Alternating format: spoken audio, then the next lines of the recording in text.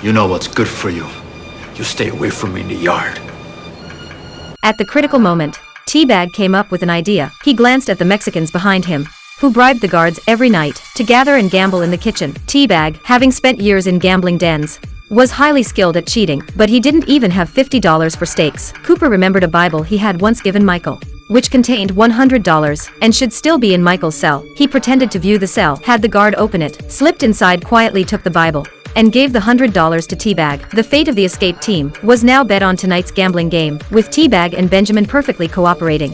They quickly won $500. The next day, Benjamin handed the money to the guard. The guard, being greedy, raised the price to $700. Benjamin had no choice but to turn to Cooper, who used his gold pocket watch as collateral, but the guard still wasn't satisfied. All their efforts seemed in vain. At this point, Lincoln, who was in solitary confinement, thought of a plan. He coordinated with Sucre's cousin and the three outside to relay the plan to Michael. He secretly gave Cooper the burned prison uniform. Cooper went to the lounge and placed the uniform in the guard's locker. Then he had Michael go to the warden and confess that this guard had burned him, also telling the warden that the guard often extorted inmates' belongings and had taken old Cooper's gold pocket watch. The warden despised his subordinates acting uncleanly. He stormed into the guard's lounge and found $500 in his locker, along with the burned uniform and Cooper's gold pocket watch. With both witnesses and evidence, the guard had no way to defend himself and was fired by the warden. As he left, Bellick saw him off. I didn't do nothing. Don't look at me like I'm some con. You're as crooked as scoliosis.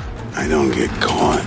After this incident, Michael and Sucre also returned to their cell smoothly. The escape plan was back on track. Then, a bus full of inmates entered Fox River Prison, and among them was someone who terrified Teabag. John, the black gang leader whose neck Teabag had slashed, now recovered and returned.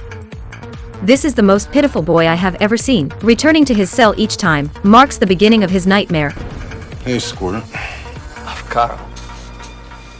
How many times I gotta say it? Dress me formal like. Mr. Balls Johnson. That's better. I think maybe you and I can work something out. Really? Check it, I got this homie on the outside.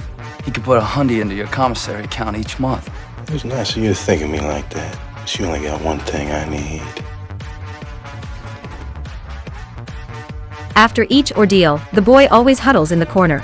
At this moment, Michael walks over. He wants the boy to help steal something important. The previous escape tunnel has been blocked, and the new escape route must pass through the sewer pipes in the psychiatric ward area, reach near the infirmary, then go through several corridors to the infirmary door, and finally climb out via the cable outside the infirmary window. But the plan still lacks the most crucial step, obtaining the key to the infirmary door. Michael wants him to help steal Sarah's key. In exchange, the boy wants Michael to kill the pervert who abuses him. Michael doesn't want to kill anyone, so they fail to reach an agreement. Michael has to take action himself. He goes to the infirmary to change his bandages, waiting for a chance to steal the key. However, seeing how caring Sarah is toward him, Michael can't help but kiss her and express his love. The key could easily be taken now, but Michael can't bring himself to do it. He has to call the dancer who previously pretended to be his wife for help, but she doesn't want to get involved in the case, agreeing to help Michael one last time. When Sarah gets off work, the dancer approaches her, saying she has something important about Michael to discuss. Sarah follows her to a cafe, but after just a few words, the dancer urgently leaves. Soon, she visits Michael during visitation hours and hands him the stolen key. Meanwhile,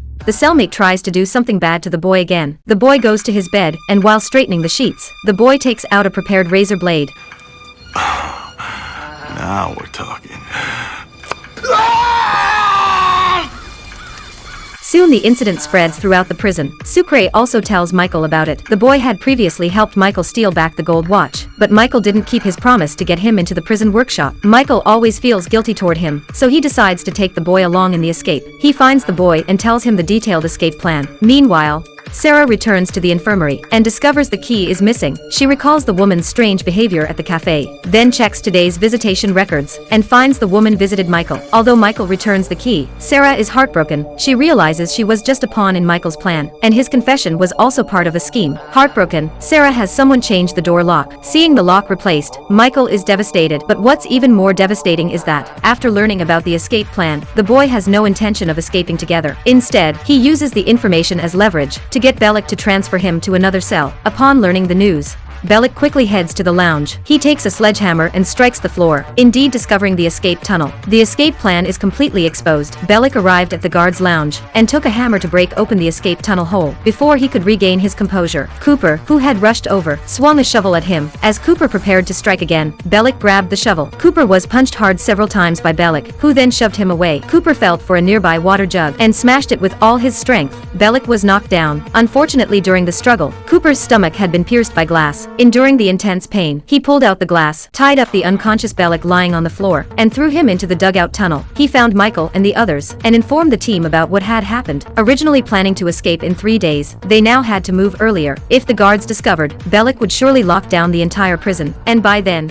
they wouldn't be able to escape. Michael immediately announced emergency measures. They must act tonight. He had the Black Gang leader arrange for a plane outside. Benjamin was responsible for obtaining the kitchen's bleaching machine, and he himself would secure the infirmary key. The others needed to find a way to eliminate their body odor. To avoid tracking by the police dogs, they could no longer enter the guard room, so they had to wait for the 7 p.m. yard time to escape from Michael's cell. Yard time was only 1 hour long. Sucre reminded Michael, "Your brother Lincoln is still in solitary confinement. If you can't get him out, we still have to escape. We can't let one person keep all of us from leaving." Michael nodded helplessly. The guards noticed Bellick was missing. Hearing this, the escape team grew even more anxious, because Michael felt guilty toward the informant. Even knowing he had snitched to Bellick, he still told him the escape operation would begin tonight. It was his choice whether to go or not. While getting his bandages changed, Michael told Sarah about his escape plan. Hearing this, she could hardly believe it. Sarah questioned Michael why he was telling her this. Michael said, "Only you can save us. I just need you to make a small mistake. Forget to lock the door after work." Only then did Sarah realize the infirmary had always been his escape exit, and she had been used by him from the start. Michael explained, "At first, I was indeed using you, but later, I truly fell for you. I just want to save my innocent brother." Sarah didn't know what to do either. Without answering, she left. Michael could only trust that Sarah would help them. The warden called Michael to his office, because the model Michael had made for him was completed. He thanked Michael sincerely, saying he owed him a favor, and told him to ask if he needed anything. Michael requested to see his brother in solitary confinement. He told his brother about the escape plan for tonight, but his brother was serving a 24-hour solitary confinement, with his hands and feet chained, making escape impossible. His brother urged him to go alone, or else both of them would face terrible consequences. Hearing this, Michael's heart ached. If he couldn't save his brother, all the effort he had put into planning the escape would be meaningless. This man is truly ruthless. While the guard wasn't paying attention, he secretly grabbed a handful of feces and hid it in his pocket. Then he returned to his cell and smeared the feces on his bedsheet. What the hell are you doing, John? Lord's work. Lord wants you to spread horse crap all over your mattress? It's not in a place to question his will. Are we clear?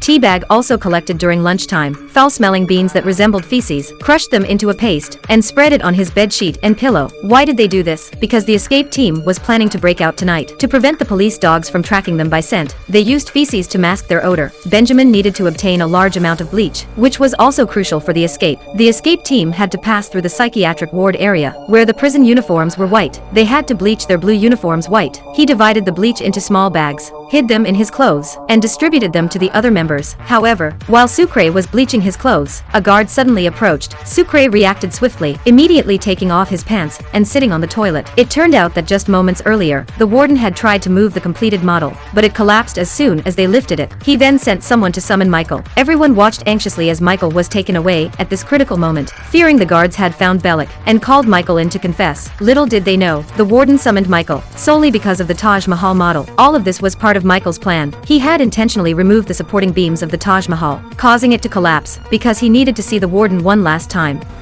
I'm sorry, but I needed to get back in here. I don't understand. Why would you? I'm breaking out. And you're gonna make sure my brother goes with me.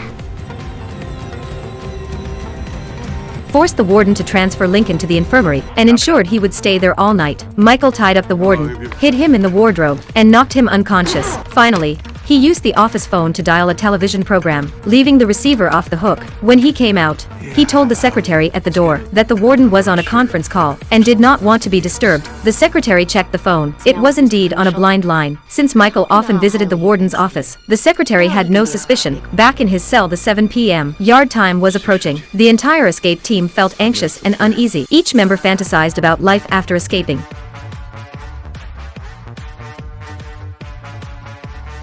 and every passing moment in the process felt unbearably long. There were only 5 minutes left until the escape. Everyone was anxiously waiting. Yard time was only 1 hour long, and they had to escape the prison within that hour. Sucre was trembling nervously, and Michael was also on edge. Teabag was fully prepared. He noticed the black gang leader across the way. Since they had clashed before, he sensed the black gang leader intended to kill him. Meanwhile, Benjamin was stealing bleach from the kitchen. When he was spotted by his former brothers, they had ganged up on him before, and now they sought revenge. While he was distracted, they threw bleach in his face and beat him severely. Later they planned to take advantage of yard time to finish Benjamin off. Yard time arrived. Benjamin made his way to Michael's cell door. He saw a group approaching and hid inside Michael's room. When they entered the room, they couldn't find Benjamin. Puzzled, they had no choice but to leave. It turned out Benjamin had hidden inside the escape tunnel. The entire escape team gathered in Michael's cell. Sucre drew the curtains shut. They crawled one by one into the hole behind the sink. As soon as they entered the pipes, they heard shouting. It was Bellic. He had regained consciousness. He had used the edges of the walls to rub against the tape. Bellic's loud cries for help were heard by 2 guards outside the lounge. They immediately rushed back to the lounge. In the critical moment, Teabag stepped forward and covered his mouth. Scream. I'll cut out your windpipe. Coming. Michael stripped off Bellic's guard uniform and put it on himself. They reached the area beneath the manhole cover in the yard. They had to cross the most dangerous stretch to enter the psychiatric ward. Michael instructed everyone to change into the bleached prison uniforms. Then, Michael approached a control panel, pulled a pouch of powder from his pocket, and blew it onto the keycard switch. The traces of previous use became visible, and by testing different numerical combinations, he triggered the fire alarm in the psychiatric ward. Hearing the alarm, everyone was terrified. Michael quickly arrived and explained that he had set off the alarm. This was the only way to lure the psychiatric ward inmates out. After a safety check, the guards ordered the inmates back to their cells. The escape team blended in among them. However, the administrator recognized the black gang leader. He confronted Michael, demanding to know why this person was there. This'll put him out, right? Like a light. After dealing with the administrator, they followed the psychiatric ward's sewer pipes to the infirmary. At that moment, Lincoln was still guarded by a prison officer, but as soon as the officer turned around, the escape team was already standing before him. Seeing how many of them there were, he had no choice but to unlock Lincoln's handcuffs and promised not to sound the alarm. Teabag didn't trust him at all and knocked him out with one punch. He took the nearby handcuffs. They might come in handy later. They soon reached the infirmary door. Now, it all depended on whether Sarah had helped Michael by leaving the door unlocked. We're in it. This was the most critical moment for the escape team. They reached the infirmary. All they needed was to remove the window and the security grating, then climb onto the cable to escape. Michael opened the fire hydrant and pulled out the fire hose, tying one end to the security grating and the other end to the elevator handrail. He planned to use the elevator's force to pull the grating down. He also brought blankets to muffle the loud noise when the grating fell, but the elevator doors wouldn't close.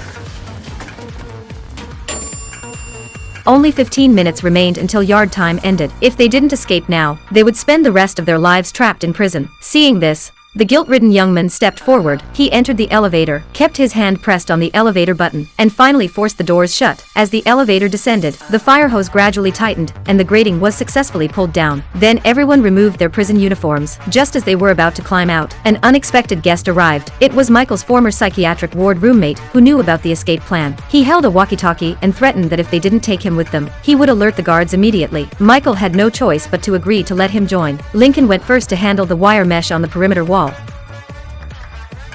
then signaled the others to follow. The black gang leader suggested lining up in alphabetical order by first name, naturally putting himself first. No one dared to object, as they still depended on his plane to escape. Meanwhile, the bolts securing the cable were already loosening. The injured old Cooper suddenly collapsed. He knew he couldn't make it. He told Michael that he had hidden a sum of money in a certain small town, $5 million.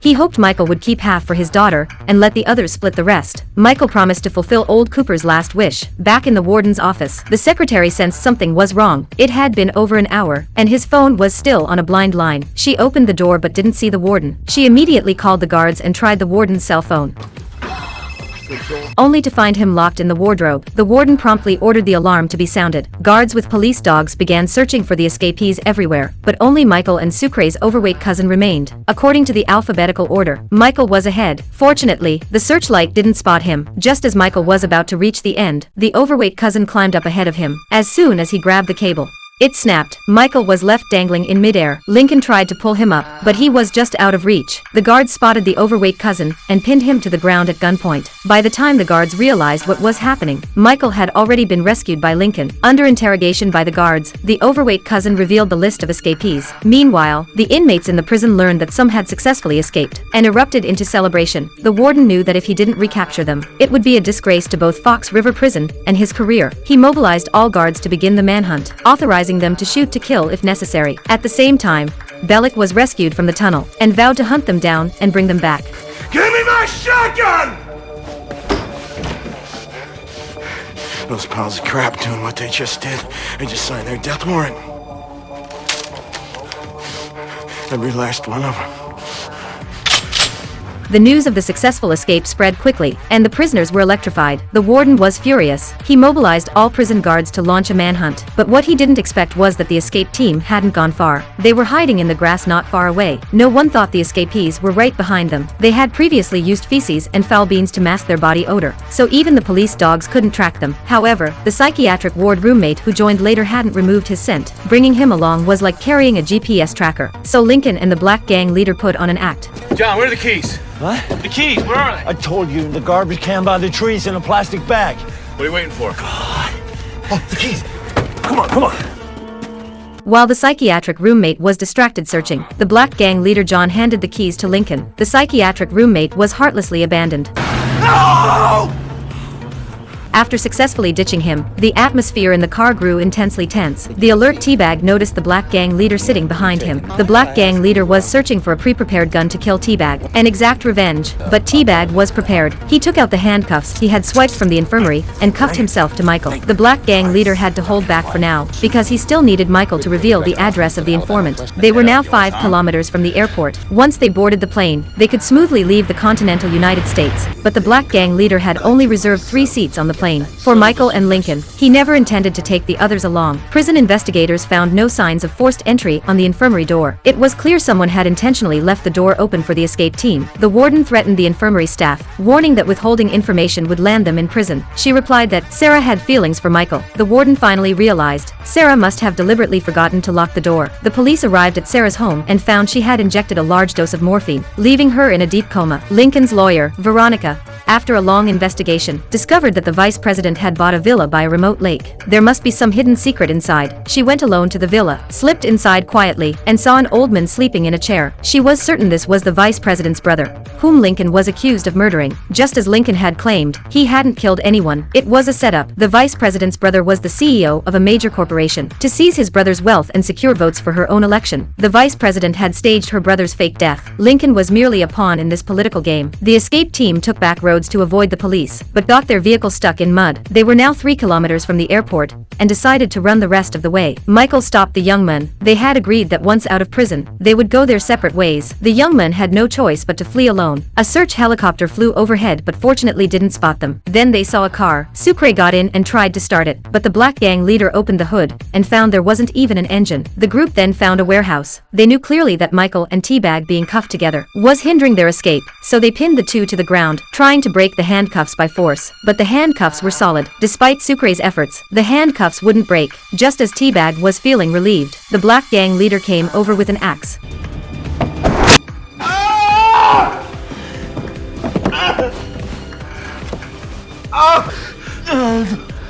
Teabag lost a hand, and the escape team was freed from the burden. They sprinted toward the airport. However, what they didn't expect was that their plane had already been discovered by the police. The black gang leader's men also sensed something was wrong. The waiting time had seriously exceeded the limit, and if they waited any longer, they would be arrested too. They had no choice but to start the plane and leave first. By the time the escape team reached the airport, they could only watch helplessly as the plane took off. Their hopes were dashed once again. Before they could catch their breath, the sound of police sirens echoed once more. They had no choice but to begin a new life or death chase.